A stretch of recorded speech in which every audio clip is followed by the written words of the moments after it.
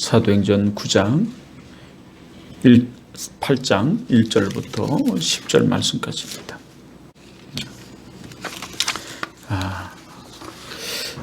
하나님의 영광됨이 이 예배 가운데 임하길 축원합니다. 하나님의 큰 은혜가 여러분의 삶 가운데도 임하길 축원합니다.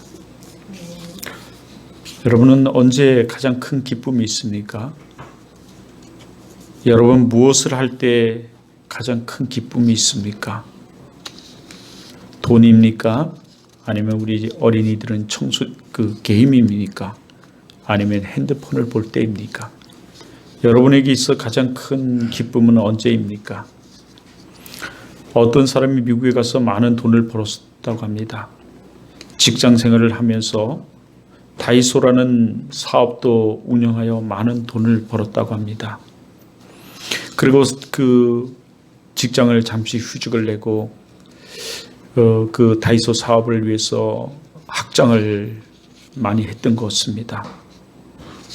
일본으로부터 중국으로부터 물품을 받아서 그 사업을 지점을 내고 많은 사업을 했는데 물건이 때마치 도착하지 못하는 바람에 부도가 나서 알거지가 되었다고 합니다. 그때 예수님은 그에게 다른 삶을 그에게 주셨답니다. 그래서 지금은 공부를 하여 상담학 교수가 되었다고 합니다. 또 우리나라에 이지선이라는 사람이 있습니다. 이 사람은 정말 예쁘고 돈 많은 가정의 자녀였습니다. 거기다 이하여대생이었습니다. 그런데 그는 졸업사진을 찍고 오빠차를 타고 돌아오다가 마포대교에서 교통사고를 당하였습니다. 그 교통사고로 인해서 차가 전복이 되고 그 차는 화염에 쌓이게 되었습니다. 그래서 이지선이라는 이 분이 그 차에서 빠져나오지 못함으로 겨우겨우 나왔지만 제때 나오지 못함으로 온몸에 화상을 입고 얼굴이 아주 흙물스럽게 망가졌습니다. 겨우 목숨을 건지어서 일본으로 건너가서 수십 번의 수술과 성형수술로 겨우 살아났습니다. 그리고 집으로 돌아와서 예전에 걸었던 집들, 잔디들을 걷는데 그것이 얼마나 행복한지 모르겠더랍니다. 자기가 걷는 것, 숨 쉬는 것, 그것 하나하나가 다 행복이더랍니다. 그래서 그는 지금 미국으로 건너가 상담학 박사학위를 지금 밟고 있습니다. 여러분은 무엇이 가장 큰 기쁨입니까? 평온하였던 이지선이라는 분의 인생에 불행이 찾아오면서 그의 인생은 깨어졌지만 그는 하나님의 특별한 사역을 감당하는 인생으로 변하였습니다. 진정한 기쁨이 인생을 살게 되었다고 그는 고백합니다. 흙물스러운 외모, 손가락은 2개뿐이 없는 그 손가락. 하지만 그는 하나님을 높이고 찬양하고 하나님을 알리는 일에 전심을 쏟고 있습니다. 오늘 우리 성경으로 들어가 봅시다. 오늘 우리가 읽은 그 성경을 우리 들어갑시다. 오늘 우리가 읽은 이 사도행전 8장의 성경의 하나님 말씀을 보면 이 말씀은 모이고 흩어짐입니다. 그리고 또 모임 있는 것입니다. 이것이 진정한 그리스도인의 삶입니다. 그리스도인은 모이면 기도하고 흩어지면 전도하는 삶이 우리 그리스도의 삶이고 우리 그리스도인은 그렇게 살아야 합니다. 제가 이 말씀을 증거하면서도 마치 제가 그렇게 삶을 살지 못하면서 증거해서 조금 미안하기도 합니다. 어제 우리 목사님들끼리 모임을 좀 잠깐 가졌는데 어떤 목사님이 독립교단의 목사님을 막 질타를 하면서 이렇게 말합니다. 너는 진실성이 없다. 너는 자아자찬에 너 스스로 빠져 있다. 너 스스로의 그 자아자찬에 대해서 깨어나야 한다. 라고 막 질타를 하면서 너는 언행일치가 이루어지지 않는다. 그러면서 또 마치 이렇게 얘기해요. 너는 새벽 예배를 드리지 않으면서 새벽 예배를 드려야 한다고 기도해야 한다고 막 얘기하는 거와 너는 같다. 그래서 너는 자격이 없다. 이런 얘기를 해요. 예, 맞는 얘기입니다. 어떤 사람이 그래요. 음란을 얘기하면서 음란한 짓을 하고 죽음을 받지 못한 사람이 몇 명이냐고 말하면서 그는 의로운 삶을 살지 못합니다. 그러면 힘이 있겠습니까? 그게 진정한 말일까요? 우리는 그럼에도 불구하고 우리는 이제 정말 다시금 우리 자신을 점검하면서 모이고 흩어지는 삶을 그리고 또 모이기를 우리는 다시금 다짐하고 결단해야 한다고 생각합니다. 아니, 그래야 합니다. 사실 신학 전체는 우리들에게 하나님은 이것을 부르시고 계십니다. 오늘 하나님이 우리에게 주시는 말씀, 그 하나님 말씀은 성령 충만한 7 집사 중 한 사람이었던 스데반의 복음 전도로부터 시작을 합니다. 초대교회는 모이고 흩어지고 모이는 그 모형을 우리들에게 보여주고 계십니다. 그리고 우리들에게 말씀하고 계십니다. 너희도 모이고 흩어지고 또 모이라고. 스데반은 이 말씀을 따라 가는 곳곳마다 흩어져서 복음을 전하는 사람이었습니다. 그는 복음을 전하고 교회의 일을 맡아 충성을 다하며 열심히 하나님의 일을, 교회의 일을 감당합니다. 특히 스데반 집사는 전도부를 맡아 일을 했던 것 같습니다. 그는 전도부를 맡아 복음을 전합니다. 그는 얼마나 성경에 또 능통하였던지 많은 유대인들에게 성경을 전하고 가르치기도 하였습니다. 최초 평신도 사역자가 바로 이 스데반입니다. 평신도 사역자. 그리고 성령이 충만하여서 기도를 많이 하였고 능력과 권능이 그에게서 나타났습니다. 그래서 기적이 일어났고 표적이 일어났습니다. 그러나 이런 성령 충만한 사람을 공격하는 무리가 있었습니다. 예수를 믿지 않은 마귀 새끼들이 사람을 매수하여 스데반을 잡아 공회에 세우고 모함을 합니다. 때려 죽이라고, 쳐 죽이라고 모함을 합니다. 이때 거짓 증인을 세워서 모함을 하는데 이 거짓 증인이 말한 말이 이런 것입니다. 거짓 증인 말이죠. 사도행전, 오늘 우리가 보는 사도행전 6장 14절에서 그 말을 찾을 수 있습니다. 여러분 한번 볼까요? 사도행전 6장 14절. 사도행전 6장 14절에 이렇게 말씀합니다. 나사렛 예수가 이곳을 헐고 또 모세가 우리에게 전하여 준 규례를 고치겠다함을 우리가 들었다 하는 증인을 합니다. 우리 사모님은 요즘 되면 항상 말하는데 신경을 또 우리 이 이 O형들이 좀 이게 둔감하죠. 예.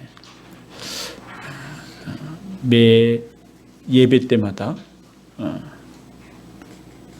요 시간 되면 꼭 말하네요. 자, 그래서 참 인간이 어제 모임을 가지면서 모임 속에서 이렇게 얘기해요. 10년 전에 했던 짓을 어떤 그룹이 또 한다.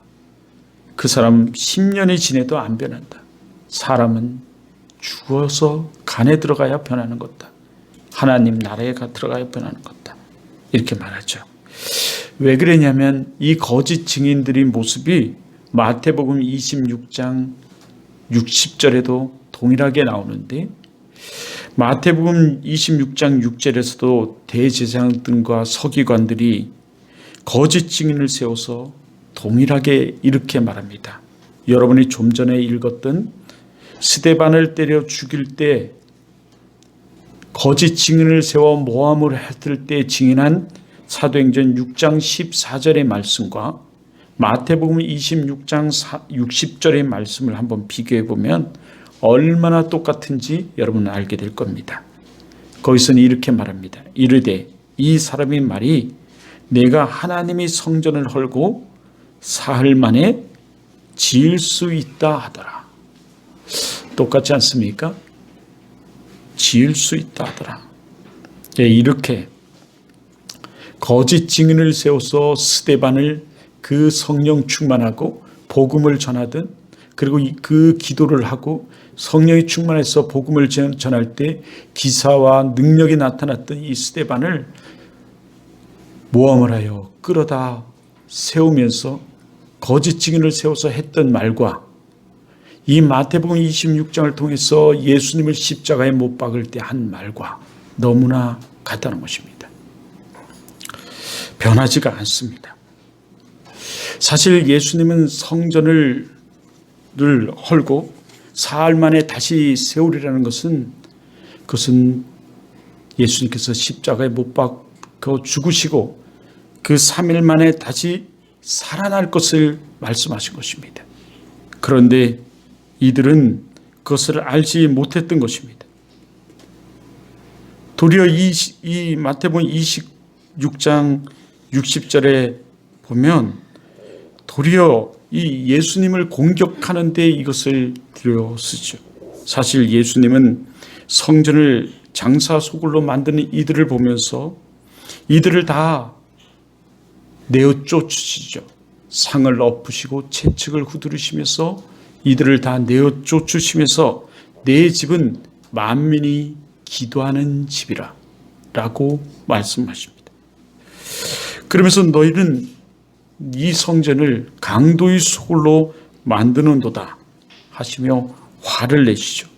이때 대제사장들과 서기관들이 이것을 듣고 예수님을 어떻게 죽일까 하고 꾀하여 이 말하기 시작한 때가 바로 이 성전 사건입니다. 그리고 그때서부터 이들은 이 예수님께서 이 헐고 3일 만에 다시 이 성전을 다시 세우리라 라는 것으로 예수님을 제명을 씌워 십자가의 못을 받게 하십니다. 스데반도 똑같았습니다. 똑같이 거짓 증인을 세워서 똑같은 거짓 증인으로 성전을 3일 만에 다시 세우고 모세의 규례를 바꾸겠다 했다라고 하면서 죽임을 당하게 합니다. 그러나 이 거짓 증인들이 증인으로 진리는 훼손될 수 없습니다. 진리에 대항하고 거짓 증인으로 스데반을 이 돌에 망쳐 죽게 한다 할지라도 이 진리는 영원하고 진리는 훼손되지 않습니다. 도리어 성령이 충만한 이 스데반은 구원의 확신이 있었기 때문에 죽으면서 하늘을 우러러 크게 소리치러 기도하며 도리어 이렇게 부르짖죠. 저들의 죄를 저들에게 돌리지 마옵소서. 예수님이 우리에게 보여줬던 도저히 사랑할 수 없는 자 사랑하고 도저히 용서할 수 없는 자 용서하며 자기 몸을 들여서 사랑을 보여줬던 그 사랑의 현신을 이 스데반이 죽으면서까지도 보이죠. 이때 사울은 스데반의 죽음을 마땅히 여기며 더 신이 나서 교회를 박해를 합니다. 교회를 탄력을 받아서 드디어 사울은 교회를 핍박해요. 완전히 마귀 새끼, 마귀의 앞잡이. 사람의 생명을 짐승처럼 돌로 쳐 죽이면서까지도 죽이라고 아우성치고 죽는 것이 마땅하다라고 말하는, 아니 도리어 더 신이 나서 교회를 박해하는 이 모습이 사울에게 있었습니다. 인간 같지도 않은 모습이죠. 사실 눈에는 눈, 이에는 이라면 이 또한 돌로 쳐 죽여야 함에도 주님은 도리어 그를 용서하시고 사랑하시고 그를 깨닫게 하시고 그를 들여 하나님의 사역자로 쓰시죠. 이것이 진정한 하나님의 사랑이에요.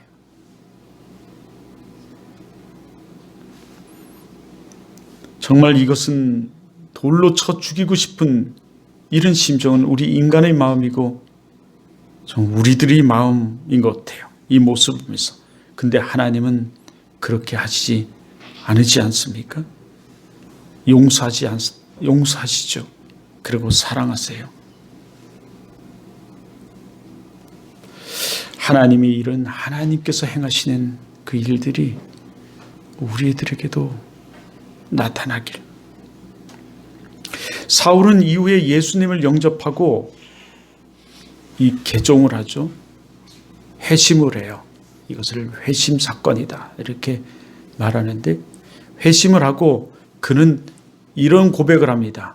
나는 죄인 중에 죄인이요 괴수 중에 괴수다. 그는 정말 마귀의 괴수였습니다. 그런 고백을 하여. 그런데 왜 하나님이 이렇게 사단을 돌에 맞아 죽게 하셨을까요? 왜? 이스라엘 백성들은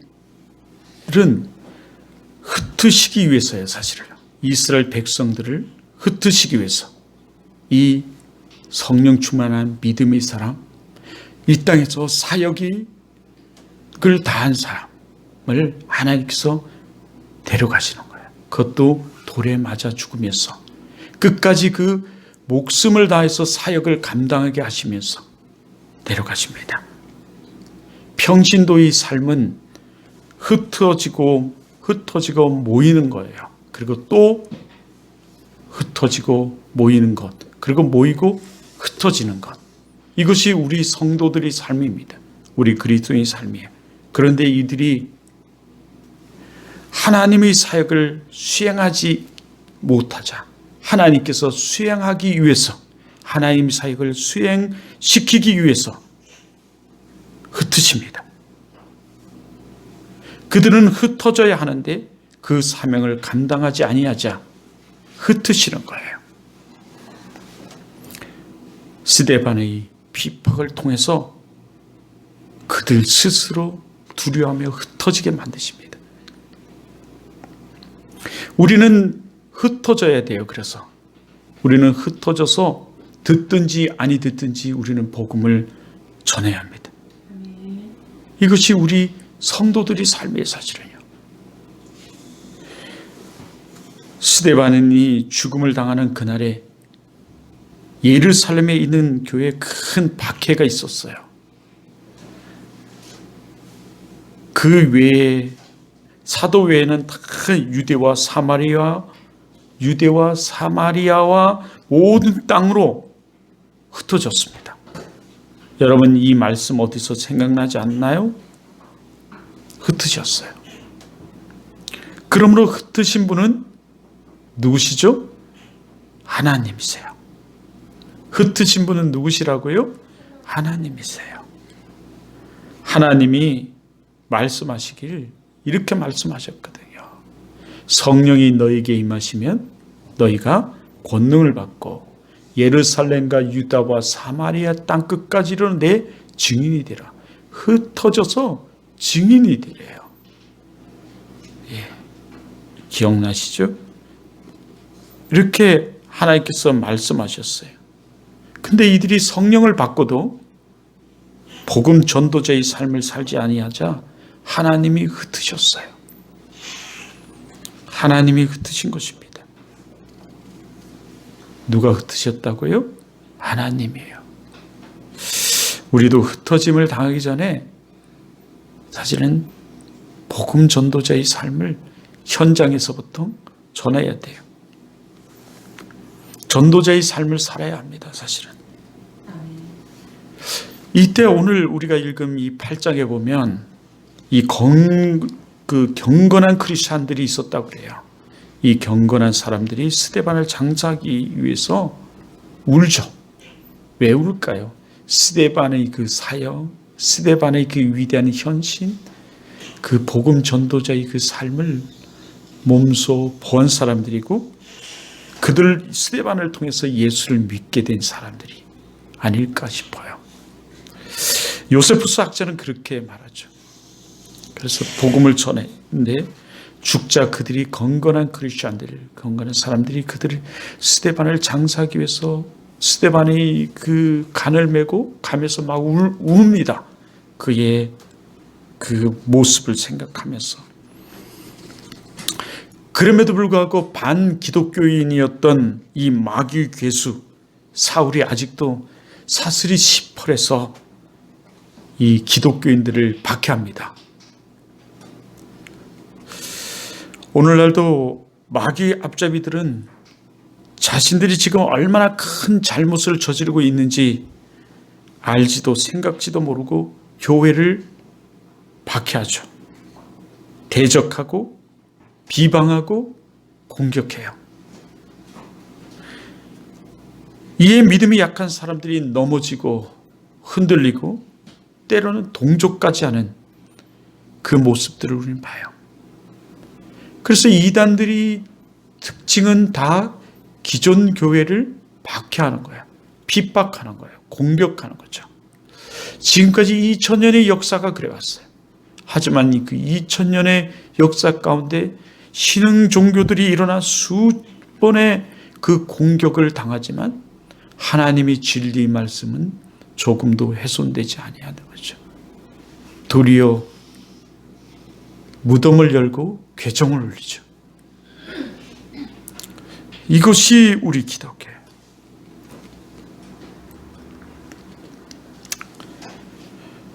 복음 전도자의 그 삶을 살아야 하는데 이 마귀 괴수들이 그 공격에 흔들린 이들은 이 복음 전도자의 삶을 살기는커녕 자신의 삶도 지키지 못하는 그리고 힘들어하는 이 삶으로 전락하고 말아요. 우리 작은 아들이 인서울로 진출을 하였습니다. 그리고 오늘 믿음을 지키기 위해서 이렇게 내려왔어요. 제가 가장 염려했던 것들이 믿음이 흠집나고 믿음이 흔들릴까 해요. 그래도 목사 아들이고 또 어려서부터 이렇게 신앙생활을 했는데 나를 욕먹이는 것보다 하나님을 욕먹이고 신앙을 지키지 못하는 것, 이것을 굉장히 염려했어요. 근데 이렇게 또 내려온 복음을 지키기 위해, 믿음을 지키기 위해 내려오고 또 이 빈자리를 생각하면서 자리를 채우기 위해서 내려온 또 참으로 기쁩니다. 신앙은 우리의 어떤 학력이나 직장의 문제가 아니에요. 우리 삶의 문제입니다. 신앙은 우리 삶이에요, 사실은. 우리 세포 조직이고 우리의 피입니다. 생명입니다. 이게 신앙이에요. 신앙을 잃어버리는 것은 우리 전부를 잃어버리는 것이고 마귀에게 상킴을 당하는 것이고 마귀의 놀이개가 되는 거예요. 마귀의 종이 되는 겁니다. 마치 사울처럼 말이죠. 그래서 사울이라는 단어는 목이 곧다라는 아주 교만한, 앞과 뒤를 분별하지 못하는, 마치 앞만 보고 달리는. 자, 그래서 오늘 우리의 사도행전 8장 3절을 보시면 이렇게 말씀하고 있어요. 사도행전 8장 3절, 오늘 본문이죠. 오늘 하나님 말씀이 이렇게 말해요. 사울이 교회를 뭐할세? 진멸할세. 각 집에 들어가 남녀를 끌어다가 어디 가둬요? 예, 옥에 가둬. 옥에 넘기니. 신앙은 우리가 죽느냐 사느냐 사실은 문제예요. 우리 영혼이. 예, 영혼이 피폐하여 마귀에게 삼킴을 당하여 옥에 들어가느냐 마느냐의 문제예요. 옥에 들어가면 어떻게 되나요? 우리의 자유가 없어져요. 우리의 영혼의 자유가 이 옥에 갇혀서 묵상할 수가 없어요. 묵상할 수는 있으나 복음 전도자의 발이 묶여서 자유함이 없어지죠. 사울은 우리 영과 육을 죽이고 옥에 가둡니다. 이런 마귀 새끼 여러분 보셨어요? 이런 마귀 새끼 어디 있습니까? 이것도 아주 잔혹하게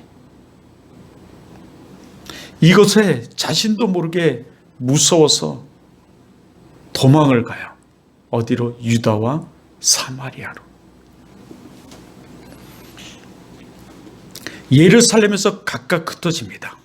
여기가 좋사오니 이대로가 좋사오니 지금 너무너무 행복하오니 우리 초막집을 짓고 라고 말했던 이들이 하나님 예수님을 위하여 하나님 엘리야를 위하여 엘리사를 위하여 했던 이들이 흩어져요. 이곳이 너무 좋다고 하던 이들이 땅끝까지 흩어집니다. 하나님 말씀대로 유다와 사마리아로 땅끝으로. 근데 더 놀라운 일들은 이들이 흩어져서 증인의 삶을 삽니다.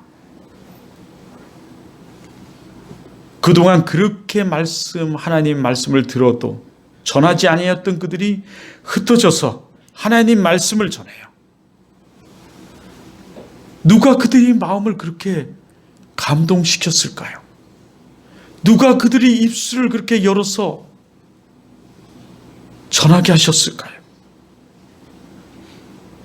누가 그들이 복음을 생각나게 하셨을까요? 성령 하나님이시죠. 성령 하나님이 그렇게 하셨습니다. 그들이 전하기를 이렇게 전해요. 주 예수를 믿으라. 그리하면 너와 내 집이 구원을 얻으리라. 구원을 얻으리라. 구원을 얻으리라. 너의 모든 삶에 구원이 있기를 전해요. 정말 누가 이들의 입술을 벌려서 열어서 이렇게 전하게 하셨을까요? 성령 하나님이 아니하시고는 할 수 없는 일이죠. 성령 하나님이 하지 아니하시고는 우리가 주라 고백할 수 없나니 요한복음 말씀이죠. 그렇게 말씀하잖아요. 성령이 임하시면 권능을 받고 예루살렘과 유다와 사마리아 땅끝까지로 내 증인이 되리라 하셨는데 정말 증인이 되었어요. 내 증인, 복음의 증인, 예수님이 증인이 되었어요. 이들은 정말 흩어짐 속에서 이것이 이루어졌어요.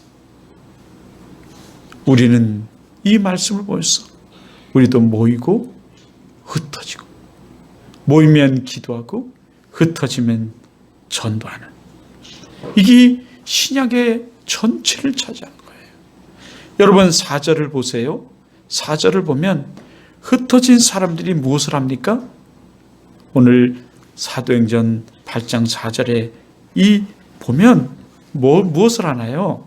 복음을 전합니다. 두려워서 숨어야 하고, 예수님을, 하나님을 부인하고 불평해야 함에도 마땅하고, 그런데 이들은 담대히 복음을 전해요. 내가 살던 곳에서 나 예수를 잘 믿었는데, 그 중에서도 또 잘 믿던 그를 돌에 맞아 죽게 하신 하나님, 너무 불공평하지 않아요?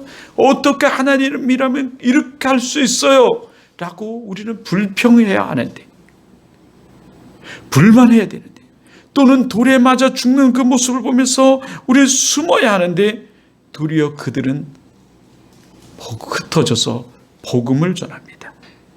성령 하나님이 함께 하시면 이렇게 도리어 담대해지고, 주님이 진리를 깨닫게 되고 생각나게 되고 전하게 되는 거예요. 4절을 한번 보시면요, 이렇게 했죠. 그 흩어진 사람들이 두루 다니며 복음의 말씀을 뭐할세? 전할세. 빌립이 사마리아 성에 내려가 그리스도를 백성에게 뭐하니? 전파하니. 무리가 빌립의 말을 듣고 행하는 표적도 보고 한 마음으로 그가 하는 말을 뭐예요? 따르더라. 안 들을 것 같잖아요. 안 따를 것 같은데 이게 복음의 능력이에요. 빌립이 복음을 전할 때 빌립의 말을 들었다고 그랬잖아요. 따랐다 그래요. 여러분, 이것이 평신도의 위력입니다. 최초의 평신도 사역자인 이 빌립을 통해서 우리는 이것을 발견해요. 얼마 전에요, 우리 센터에 실습생들이 많았는데 그 실습생들에게 정말 열심히 복음을 전했어요. 한 사람에게 특히 열심히 복음을 전했더니 그 사람이 교회를 다니겠다고 약속을 합니다. 그리고 우리 사모님은 없는 삶에 우리도 먹지 못하면서 반찬을 갖다 주고 아이를 안아주고 했어요. 사실 이 자매는 제천 사람인데 결혼해서 원주 무실동에 살고 있어요. 그런데 코로나가 심해지자 우리가 교회로 나오라는 소리를 좀 못하겠더라고요. 그래서 기다려줘야 되겠다 이렇게 생각을 했어요. 그런데 언젠가 우리 사모에게 자신이 다른 교회를 다니고 있다고, 그 사이에 다른 교회를 다니고 있다고 합니다. 알고 보니 우리 센터에서 같이 실습을 한 그 한 자매가 자신의 교회로 가자고 하니 그곳으로 가게 되었다고 얘기를 해요. 우리는 그동안 열심히 복음을 전하며 가르쳤습니다. 그런데 그 또래 성도의 한마디에 그동안 우리한테는 반찬을 받으면서 그 교회를 나가고 있었던 거예요. 더더욱 우리에게는 말 한마디도 하지 아니했던 거예요. 너무 속상하더라고요. 이것을 나쁜 말로는 양심불량이라고 그래요. 우리한테는 반찬을 받으면서 교회를 나오겠다고 말하면서 거짓말하면서 다른 교회로 가는. 또는 사도 바울은 이런 것을 가르쳐 도적질이라고 했어요. 좋은 말로는 전도학에서, 그리고 청지기론에서는요, 평신도 사역자의 힘이라고 말해요. 평신도가 하는 말이 같은 평신도에게 말할 때 나타나는 힘이라고 이렇게 말합니다. 이것은 관심도 때문에 그렇대요. 관계성 때문에 그렇대요. 또래층이기 때문에 그렇답니다. 그래서 목사가 전하면 부담도 되고 또 목사이기 때문에 전하는 것이라고 생각하지만 같은 층, 같은 또래가 전하는 것이 더 귀에 들어오고 효과적이라는 거예요. 평신도 사역자라. 그러므로 이 교회는 사실은 평신도 사역자의 힘에 달렸어요.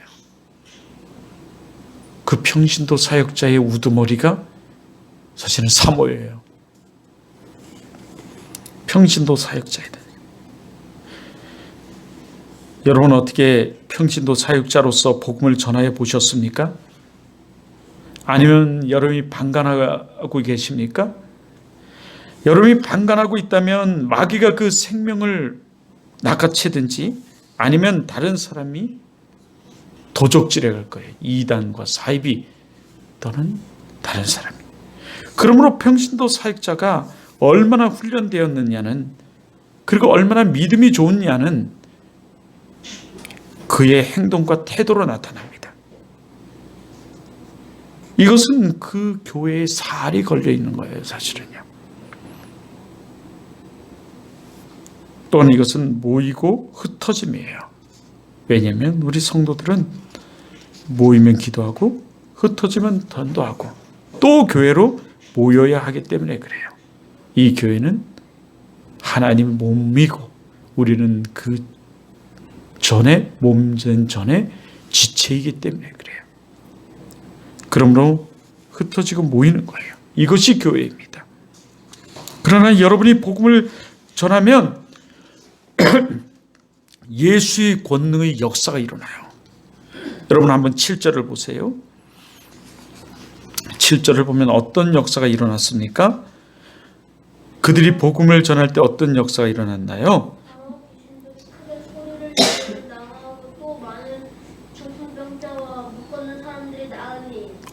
그래요. 그래서 우리는 복음을 전해야 돼요. 그래서 왜냐하면요, 이래서 우리는 복음을 전해야 돼요. 예? 많은 사람에게 붙어있던 더러운 귀신들이 크게 소리 지르며 어떻게 했어요? 나갔습니다. 여러분이 복음을 전할 때 더러운 귀신들이, 많은 사람에게 붙어있던 더러운 귀신들이 나갈 줄 믿어요. 주 예수를 믿으라. 그리하면 너와 내 집이 구원. 예수 그리스도만이 우리 구원자다. 이거를 쉽게 우리 교회 가자, 우리 예수 믿자, 이렇게 얘기하는 거죠. 우리가 이것을 믿는 거예요, 사실요. 오늘 이 자리에 왔을 때 이것을 믿는 거예요. 변할까 하노라가 아니라 변합니다. 치료할까 치료될까가 아니라 치료됩니다. 라는 믿는 거예요. 이게 믿음이요.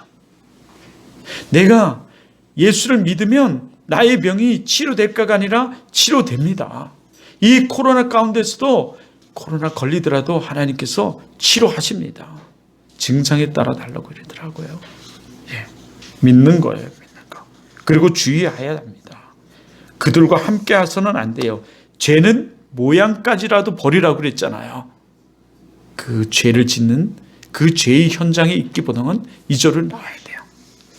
죄의 자리인, 여러분 얼마나 우리가 죄의 자리에 많이 가요. 지금도 생피품을 구하기 위해서 우리는 세상 일도 해야 되겠죠. 그런데 여러분 그거보다 이것이 더 안전하다니까요. 우리 교회가 마트보다 여러분 더 안전해요. 여러분이 가는 병원보다 여기가 더 안전합니다. 제가 이빨이 아파서 치과를 갔거든요. 치과에 갔더니 사람들이 너무너무 따득따득 붙어 있어요. 그거보다 우리 교회가 더 안전합니다. 방역했습니까? 그랬더니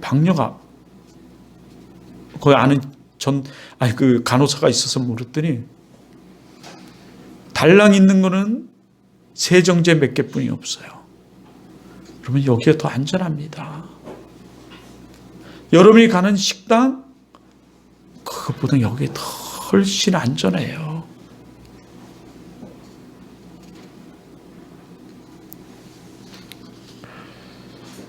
그러나 우리는 주의해야 됩니다. 죄는 모양이라 벌어졌다.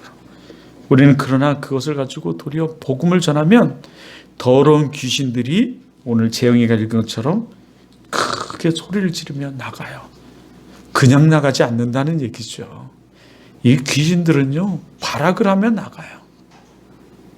꼭 발악을 합니다. 그래서 귀신의 역사가 아주 있어요. 마지막 발악을 하는. 그래서 그때 많은 사람들이 포기를 해요. 복음 전함을 포기하고 예수 믿는 걸 포기하고 많이 하는데요. 도리어 그것이 하나님의 은혜의 축복의 역사의 시작이다 라는 거죠. 정말 우리가 상대하기도 싫고요, 정말 하나님 일을 비상식적으로 방해하는 이 더러운 귀신들, 그리고 정말 우리의 행복을 갉아먹고 방해하고 파괴하는 이 더러운 귀신들이, 정말 상상도 할 수 없는 이 귀신들이 우리가 복음을 전하고 강력한 복음의 무기를 가지고 믿음으로 전할 때 나가는, 성경이 그렇게 말씀하고 있어요. 나가게 될 줄 믿습니다. 예. 그리고 또 우리가 복음을 전할 때 어떤 역사가 일어난다고 그랬어요? 많은 중풍병자가, 그 많이 못 걷는 자들이, 지금도 이 사회는 많이 이렇게 못 걷는 자들이 많아요. 비정상적인 중풍병자와 같은 그런 각종 병이 치료되고, 이 중풍병, 뇌출혈, 뇌졸중인 병으로 인해서 마비가 된 사람들이 치료되는 거예요. 제대로 생각하지 못하는 자들이 치료되는 거죠. 걷지 못하는 자들이 치료되는, 영적으로 뇌출혈, 뇌졸중으로 와서 영혼이 마비되고 제대로 생각도 못하고 마귀에게 사로잡혀 하나님께 예배도 드리지 못하는 자들이, 우리가 복음을 전할 때 많은 자들이 치료된대요. 그래서 사도 베드로가 복음을 전할 때 3,000명, 4,000명이 회개하고 돌아오는 역사가 나타났어요. 소리를 지르며 낫는 역사가 나타났어요. 그러므로 우리는 모이면 기도하고 흩어지면 전도해야 돼요. 온몸이 마비가 되어 걷지 못하는 사람들이 복음의 전도자의 발이 되어서 이곳저곳을 다니며 복음을 전하게 하기 위해서, 또 그렇게 복음을 전하게, 우리가 복음을 전하면 복음을 전하는 자가 되기에 우리는 복음을 전해야 돼요. 마귀 새끼가 무섭고 두려워서 전하지 못하던 자들이 이 복음의 소식, 우리가 전한 이 치료되어서 정말 이곳저곳을 다니며 복음을 전하게 될 줄 믿습니다. 왜냐하면 마태복음 1장 8절은 점진법을 써요. 너에게 성령이 임하시면 너희가 권능을 받고 예루살렘과 유다와 사마리아와 점진법을 사용하시죠. 말씀하세요. 우리가 지금 있는 이곳으로부터 걷지 못하던 그들이 우리가 전한 복음으로 변화의 역사가 일어나서 성령이 충만받고 우리가 쓴 이곳으로부터 저 땅끝까지 이르러 오대양 육제주를 누비며 복음을 전하는 여러분이 되고, 여러분의 그 복음을 전한 그들이 땅끝까지 이르러 복음을 전하게 될 줄 믿습니다. 그래서 우리 교회도 좀 빨리 성장을 해서 선교사도 파송하고, 또 해외 선교도 더 정말 선교를 선교답게 하는 그런 교회로 세워지길. 평진도의 삶은 모이면 기도하고 흩어지면 전도하는 거예요, 사실은. 여러분이 복음을 전하여 지는 곳에 어떤 역사가 일어나냐면 큰 기쁨이 일어난다고 그래요. 즐거움이 있어요. 행복이 있습니다. 복음으로 하나가 되는 가정과 찬양에 있는 행복한 가정이 이루어졌다고 말하고 있어요. 왜냐하면 더러운 귀신들이 나가기 때문이에요. 중풍병이 치료되기 때문이에요. 걷게 되기 때문이에요. 그러므로 우리는 복음을 전해야 돼요. 8절을 보면 이렇게 얘기하죠. 오늘 우리 8절, 사도행전 8절에 어떻게 얘기해요? 그 성에 큰 기쁨이 있더라. 예. 문제가 해결되니까 큰 기쁨이 있는 거예요. 신이 나는 겁니다. 저희 어머니는 지금 제천 요양원에 계십니다. 우리 어머니는 제천 요양원에 계시는데 우리 사모가 정성을 다해서 살피고 있어요. 좋은 것은 다 사다 드리고 치료를 위해서 기도를 합니다. 우리 어머니에게 있어서 가장 큰 기쁨이 무엇이냐고 제가 물었더니 우리 어머니가 말씀하시기를 치료가 되어서 두 발로 걷는 것이라고 말씀하세요. 그런데 지금 복음이 전해지자 걷게 되었어요. 얼마나 놀라운 큰 기쁨입니까? 예전에 쓰레기통 걷어찬 생각이 나겠습니까? 우리 믿음의 사람들에게 가장 큰 기쁨은 마음 놓고 예배드리고 찬양하고 전하는 거예요. 전도하는 겁니다. 믿음이 성장해서 걷는 거예요. 사실은요. 남을 위해서, 남에 있는 타인에게 있는 그 더러운 귀신, 사로잡혀 있는 더러운 귀신이 떠나가고 그가 예수를 마음 놓고 찬양하고 뛰고 걸며 예배드리는 것, 이것이 우리의 큰 기쁨이죠. 여러분 한번 해보세요. 그 기쁨이 얼마나 큰지. 영적 회복이 가장 큰 기쁨이에요. 그래서 성경 공부를 하다가 이 아이스 브레이크 타임 때 제가 종종 물었어요. 예전에 당신에게 있어서 가장 큰 기쁨은 언제였습니까? 라고 물으니까 많은 사람들이 이렇게 대답을 했어요. 네, 저는 예수를 믿고 교회 생활을 열심히 할 때였습니다. 열심히 헌신하고 봉사하고 전도할 때였습니다.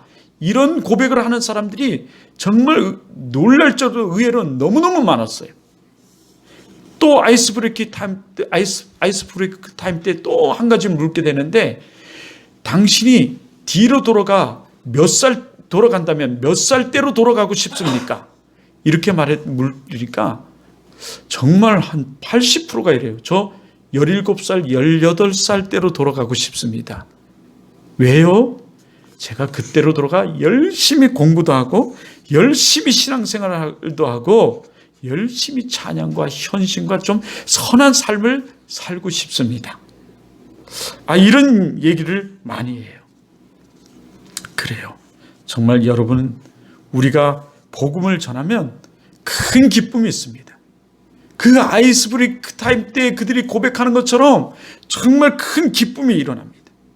그런 삶을 살고 싶다고 여러분이 원하는 것처럼 큰 기쁨이 있어요. 여러분이 정말 오늘 이 현장서부터 가는 곳곳마다 복음을 전하는 여러분이 되시길 바라요. 아니면 하나님이 흩으십니다. 흩어지는 것이 우리의 마땅한 우리 삶이에요. 그리고 우리는 또 이 교회로 모여야 되는 것입니다.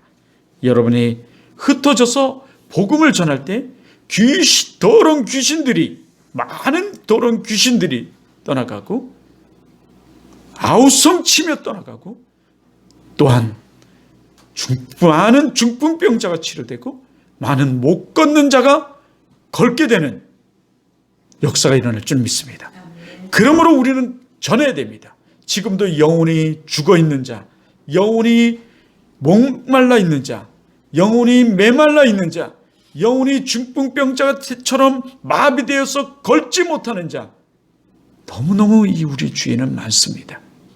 그들에게 생명의 주가 되시는 예수 그리스도를 증거해 보십시오. 복음은 능력입니다. 복음을 전할 때 여러분 그런 능력이 나타나는 줄 믿습니다. 저도 열심히 증거하겠습니다. 여러분 우리도 열심히 전합시다. 때를 얻든지 못 얻든지 우리 증거합시다. 이것이 우리 평신도의 삶입니다. 큰 은혜가 있길 주님으로 축원합니다. 기도하겠습니다.